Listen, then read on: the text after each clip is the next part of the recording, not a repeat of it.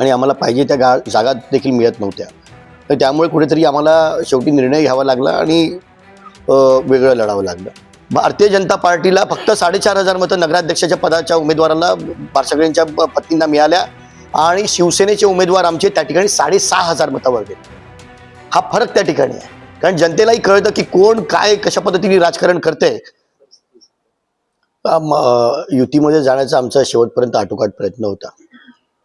माननीय एकनाथजी शिंदे साहेबांनी आम्हाला सांगितलं होतं, सन्मानजनक जर जागा मिळत असतील तर युतीमध्ये लढा अथवा स्वबळावर लढा.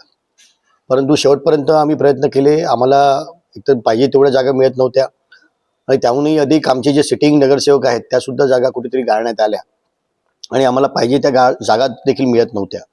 तर त्यामुळे कुठेतरी आम्हाला शेवटी निर्णय घ्यावा लागला आणि वेगळं लढावं लागलं. आणि परंतु आज अतिशय चांगले उमेदवार शिवसेनेकडे आहेत. कारण 24 तास जनतेमध्ये राहणारे कार्यकर्ते आणि कुठल्याही अडीअडचणींना धावून जाणारे हे कार्यकर्ते असल्यामुळे सगळ्या जनतेशी नाळ यांची जुळलेली आहे. तर त्यामुळे हे कार्यकर्ते पदाधिकारी ज्यांना आम्ही उमेदवाऱ्या दिलेल्या आहेत, अतिशय चांगली परिस्थिती त्या प्रभागामध्ये आमच्या उमेदवारांची आहे. आणि आपण जर सर्वे आपल्यापर्यंत आलेलाच आहे. अतिशय चांगल्या पद्धतीने अतिशय चांगले नंबर शिवसेनेचे त्या महानगरपालिकेमध्ये जातील आणि नक्कीच महानगरपालिकेवर शिवसेनेचा भगवा ध्वज फडकेल. आपण म्हणाले सत्ता मिळवण्यासाठी भाजपा कोणत्याही तऱ्हा जाऊ शकते, आपण असं म्हणालात. त्या ठिकाणी खास करून प्रकाश भारसाकळे जे अकोटचे आमदार आहेत, ही राक्षसी महत्वाकांक्षा आहे. आणि सेम परिस्थिती तीच आहे. माझ्या विधानसभेमध्ये हे भारतीय जनता पार्टीचे आमदार असताना दुसऱ्या पक्षाचे युतीत नसताना दुसऱ्या पक्षाला तिकीट त्या ठिकाणी देण्यात आलं आणि हे महाशय त्या ठिकाणी युतीच्या उमेदवाराच्या विरोधामध्ये व्हिडिओ काढून मोकळे झाले होते. म्हणजे ते साठी बुद्धी नाठी आपण म्हणतो आणि राक्षसी महत्वाकांक्षा.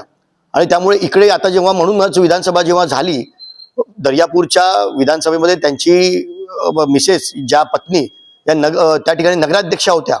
परंतु आज भारतीय जनता पार्टीला फक्त 4,500 मतं नगराध्यक्षाच्या पदाच्या उमेदवाराला पार्सगळेंच्या पत्नींना मिळाल्या आणि शिवसेनेचे उमेदवार आमचे त्या ठिकाणी 6,500 मतावर गेले. हा फरक त्या ठिकाणी आहे. कारण जनतेलाही कळतं की कोण काय कशा पद्धतीने राजकारण करते. गेले कित्येक वर्ष हे महाशय अशाच पद्धतीचं राजकारण करत आले आणि ही राक्षसी महत्वाकांक्षा घेऊन आपण कुठेतरी MIM बरोबर जरी गेलो तरी आपल्याला काही फरक पडत नाही.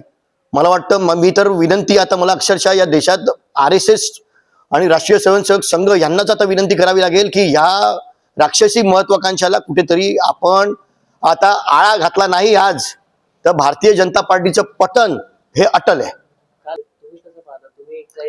नाही, नक्कीच नगरविकास खातं आमच्याकडे आहे. त्यामुळे आपण जे म्हणालात राजकुमारचा पूल म्हणा किंवा हॉकर्सचे धंदे असो किंवा CCTV कॅमेरे असो, नक्कीच नगरविकास खातं आमच्याकडे असल्यामुळे पाहिजे तेवढा निधी हा नक्कीच माननीय एकनाथजी शिंदे साहेबांना हात धरून आम्ही त्यांना सांगू शकतो आम्हाला अजून निधी या गोष्टींसाठी पाहिजे. आणि आपल्याला माहिती आहे, कालच माननीय एकनाथजी शिंदे साहेब सभेमध्ये सांगून गेले, अमरावती महानगरपालिकेसाठी जो निधी नगरविकास खात्यामार्फत लागेल तो मी तुम्हाला देईन. आणि त्यामुळे आम्हाला खात्री आहे नक्कीच नगरविकास खात्यामार्फत आम्हाला पाहिजे तेवढा निधी मिळेल. बघा, मी हे आपल्याला आठवत असेल, मी आधीच सांगितलं होतं, युती करायची तर धर्माने करा. हा अधर्म आहे आणि हाच अधर्म विधानसभेत माझ्याबरोबर देखील झाला होता. त्यावेळी जर भारतीय जनता पार्टीने जर पाऊल उचललं असतं तर मला वाटतं आज भारतीय जनता पार्टीला या पद्धतीची परिस्थितीला सामोरं जावं लागलं नसतं. आज खरेखर कीव येते भारतीय जनता पार्टीच्या कार्यकर्ते पदाधिकाऱ्यांची. गेले दशक यांनी भारतीय जनता पार्टीला उभं करण्यासाठी घालवली. आज उमेदवाऱ्या मिळाल्या आणि आज चक्रव्यूहामध्ये अडकल्यासारखं त्यांची परिस्थिती झालेली आहे. आणि हा अन्याय खऱ्या अर्थानं भारतीय जनता पार्टीच्या पदाधिकारी कार्यकर्त्यांवर आहे. खऱ्या अर्थानं भाजपाच्या वरच्या वरिष्ठ पदाधिकाऱ्यांनी यामध्ये लक्ष घालण्याची गरज आहे. कारण भारतीय जनता पार्टी किती म्हटलं तरी सुद्धा आमच्या महायुतीमध्ये गेले कित्येक वर्ष आम्ही या सर्व कार्यकर्ते पदाधिकाऱ्यांबरोबर काम करत आलोय.